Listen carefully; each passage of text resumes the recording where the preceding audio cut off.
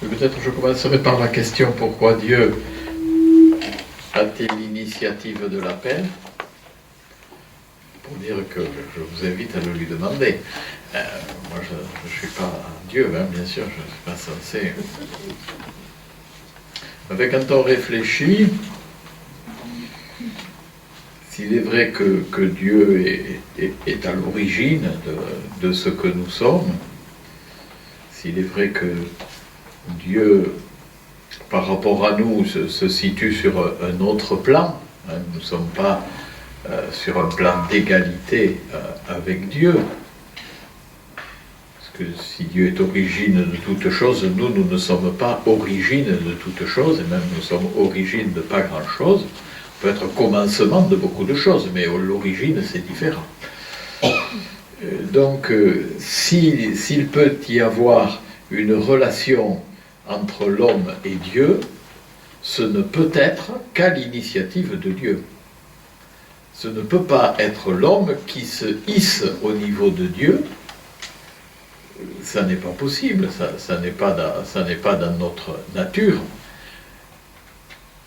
On peut le faire dans notre imaginaire, hein, on peut s'imaginer ça, mais ça reste totalement dans l'imaginaire. Dans le réel, ça peut être que Dieu qui se met à notre portée pour que nous puissions le comprendre, le connaître, l'aimer, etc. Donc, si nous connaissons Dieu, ce ne peut être, et là je parle en chrétien, avec quelqu'un qui essaie d'être chrétien, si nous connaissons Dieu, ce ne peut être qu'à son initiative. Et même si je m'imagine chercher Dieu,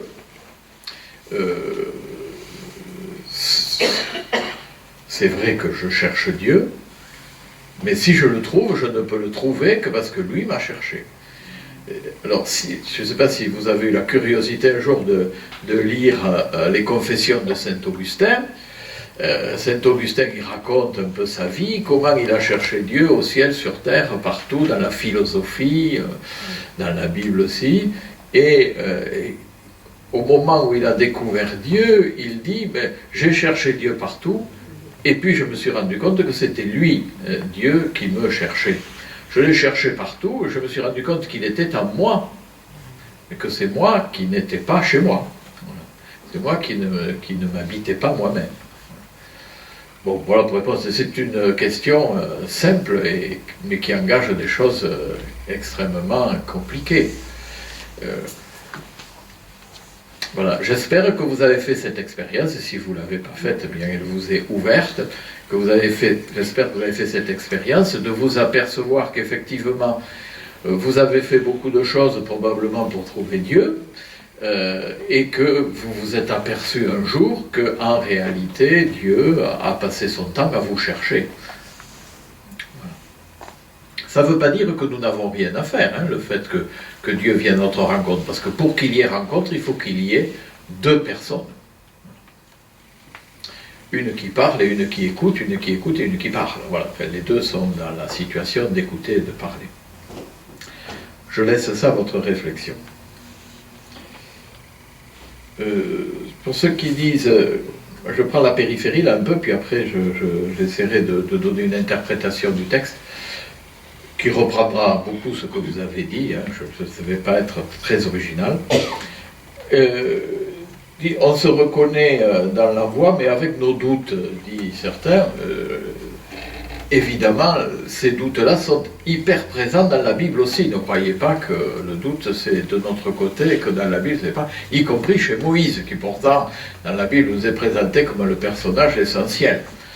Alors, on n'a pas lu évidemment tout l'Exode, hein, mais on voit que Moïse souvent est en proie au doute, y compris dans ce texte, parce qu'il dit, je vais aller trouver Pharaon, mais moi je ne sais pas parler, comment je vais m'y prendre, il n'y a pas grande chance pour qu'il m'écoute, etc. Donc le doute est présent dans la Bible,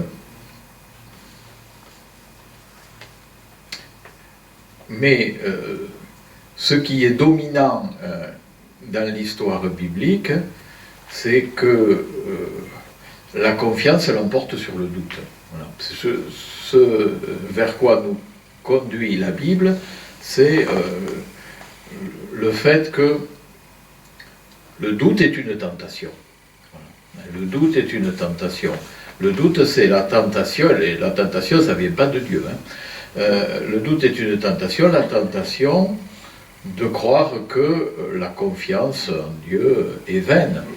La tentation de croire que le monde n'est que le fruit du hasard. La tentation de croire que ce qui est beau et bon, finalement, est assez illusoire dans notre monde. Notre monde est extrêmement marqué par ce doute radical qui est plus qu'un questionnement, si vous voulez. C'est plus que de se poser des questions. Se poser des questions est indispensable si nous voulons grandir. Mais entre poser des questions et mettre en doute tout ce qui fonde la vie des humains, alors il y a un pas à franchir qui est énorme.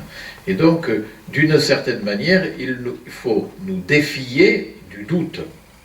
Et par contre, être tout le temps en question et en recherche.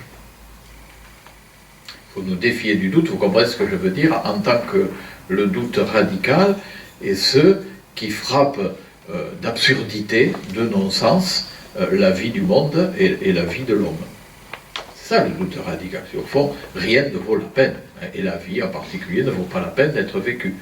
Notre monde diffuse ça. Hein, notre monde diffuse ce doute radical. Et je vous invite, je m'invite moi-même chaque jour à ne pas sombrer dans ce côté mortifère et suicidaire qui est très présent.